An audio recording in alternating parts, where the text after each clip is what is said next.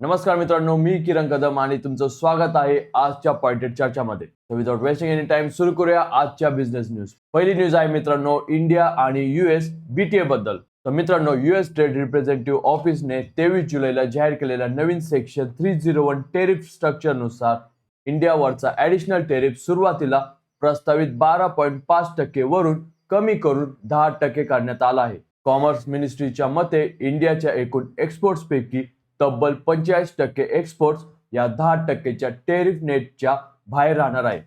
सर्वात महत्त्वाची गोष्ट म्हणजे इंडिया या नवीन टेरिफ स्ट्रक्चरच्या 4 टियर्स पैकी दुसऱ्या सर्वात फेवरेबल टियरमध्ये आहे.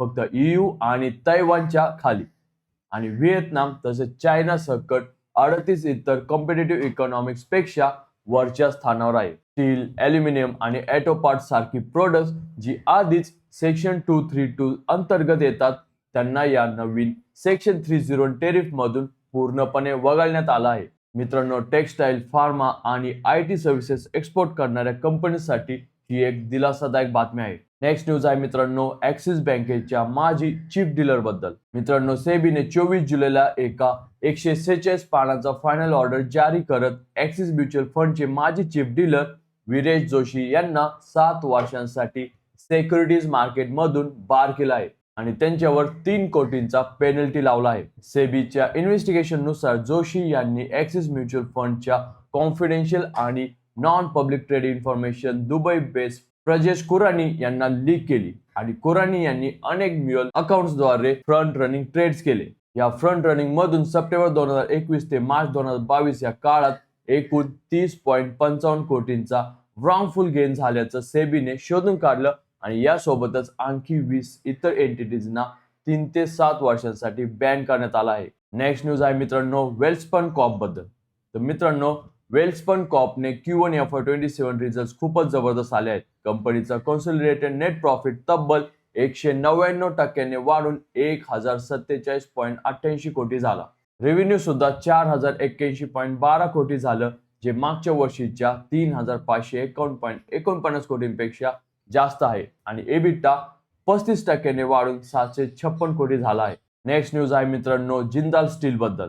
तर मित्रांनो, जिंदाल स्टील लिमिटेडने गौतम मल्होत्रा यांच्या 15 जुलैपासून झालेल्या रेजिग्नेशन नंतर विद्या रतन शर्मा यांची ॲडिशनल डायरेक्टर आणि मॅनेजिंग डायरेक्टर म्हणून 2 वर्षांसाठी नियुक्ती केली आहे, जी 24 जुलैपासून इफेक्टिव्ह आहे. शर्मा हे याआधी 2019 ते 2022 या काळामध्ये मॅनेजिंग डायरेक्टर आणि 2010 ते 2014 या काळात डेप्युटी MD व CEO म्हणून काम बघितलेलं आहे आणि त्यांना स्टील, पॉवर आणि मायनिंग सेक्टर मधला 4 दशकांचा ग्लोबल एक्सपिरियन्स आहे. मित्रांनो, जिंदाल स्टीलने लीडरशिप वॅकन्सी भरण्यासाठी एका प्रूव्हन आणि एक्सपिरियन्स व्यक्तीला परत आणलं. हे इन्व्हेस्टर्ससाठी एक स्टॅबिलिटी सिग्नल आहे. नेक्स्ट न्यूज आहे मित्रांनो, NTPC बद्दल. तर NTPCचे Q1 FY27 रिझल्ट मध्ये रेव्हेन्यू 7.81% वाढून 5740 कोटी झाला आहे. तर कन्सोलिडेटेड प्रॉफिट आफ्टर टॅक्स 12.90% वाढून 6896.44 कोटी झाला आहे. स्टँड अलोन प्रॉफिट सुद्धा 12% वाढून 5342 कोटी झालं. एबिटा तब्बल 29.03% वाढला आणि मार्जिन 31.99% पर्यंत एक्सपांड झाला आहे. तर मित्रांनो, श्रीराम फायनान्सचा सुद्धा रिझल्ट अनाऊन्स झालेले आहेत. श्रीराम फायनान्सचे Q1 FY27 रिझल्ट मध्ये नेट प्रॉफिट तब्बल 59.79% वाढून 3444 कोटी झाला आणि मागच्या क्वार्टरच्या तुलनेत सुद्धा 14.30% वाढ झाली. नेट इंटरेस्ट इन्कम 33.67% वाढून 8055 कोटी झाला आणि नेट इंटरेस्ट मार्जिन सुद्धा 8.11% वाढून 9.04% पर्यंत इम्प्रूव्ह झालेला आहे. तर मित्रांनो, SBI लाईफचे सुद्धा रिझल्ट डिस्कस करूया. SBI लाईफ इन्शुरन्सचे Q1 FY27 चे रिझल्ट मध्ये नेट प्रॉफिट हा 22% वाढून 720 कोटी झाला आहे. नेट प्रीमियम इन्कम 16.88% वाढून 20,078.2 कोटी झाला. तर इन्शुरन्स इंडस्ट्री मधला सर्वात महत्वाचा मॅट्रिक असलेला अॅन्युअलाइज्ड प्रीमियम इक्विव्हॅलंट तब्बल 36% वाढून 5380 कोटी झाला आहे. नेक्स्ट न्यूज आहे मित्रांनो, झेटवर्क बद्दल. मॅन्युफॅक्चरिंग टेक्नॉलॉजी प्लॅटफॉर्म झेटवर्कला सेबीकडून त्यांच्या IPO साठी अप्रूव्हल मिळालेले आहे, ज्यामध्ये कंपनी जवळपास 4200 कोटी उभे करण्याचा प्रयत्न करणार आहे आणि व्हॅल्युएशन जवळपास $4 बिलियन इतकी असणार आहे. तर मित्रांनो, नेक्स्ट न्यूज आहे नॅटको फार्मा बद्दल. तर नॅटको फार्माला जुलै 2026 मध्ये USFDA कडून इरिबुलिन मिसिलेट इंजेक्शनसाठी अप्रूव्हल मिळालेली आहे, जी हेलेवेन या ब्रँड नेमने ओळखल्या जाणाऱ्या कॅन्सर ड्रगचं जेनरिक व्हर्जन आहे. हे ड्रग मेटास्टॅटिक ब्रेस्ट कॅन्सर आणि लिपोसॅर्कोमा या 2 गंभीर कॅन्सर टाईपच्या उपचारासाठी वापरलं जातं. मित्रांनो, कॉम्प्लेक्स जेनरिक ड्रग्ज विशेषतः ऑन्कोलॉजी सेगमेंटमध्ये हे इंडियन फार्मा कंपनीसाठी एक हाय मार्जिन ऑपॉर्च्युनिटी असतं, कारण यात कॉम्पिटिशन सिंपल जेनरिक पेक्षा खूप कमी असतं.